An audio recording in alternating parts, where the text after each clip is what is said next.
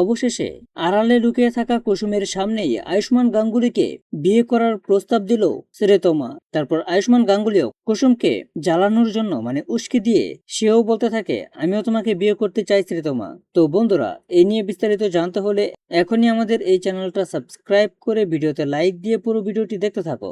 শুরুতেই থাকছে শ্রীতমা এসেই আয়ুষ্মান গাঙ্গুলিকে বলতে থাকে, আয়ুষ, তুমি কি আমাকে ভরসা করে আমার সঙ্গে সারাটা জীবন কাটাতে চাও? তখনই পেছন থেকে দেখতে থাকে কুসুম। আবারও শ্রীতমা বলে, তুমি কি আমাকে বিয়ে করতে চাও? তখন আয়ুষ্মান গাঙ্গুলিও বুঝতে পারে তার পাশেই রয়েছে কুসুম। তখন কুসুমকে শুনিয়ে শুনিয়ে বলতে থাকে, হ্যাঁ শ্রীতমা, আমি তোমাকে বিয়ে করতে চাই।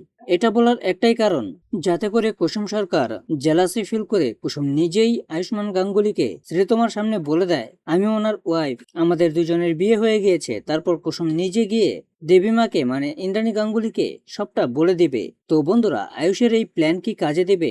এই নিয়ে তোমাদের মূল্যবান মতামত কমেন্টে জানাও। আর এরকম নিত্য নতুন সিরিয়ালের আপডেট পেতে এখনই আমাদের এই চ্যানেলটা সাবস্ক্রাইব করো।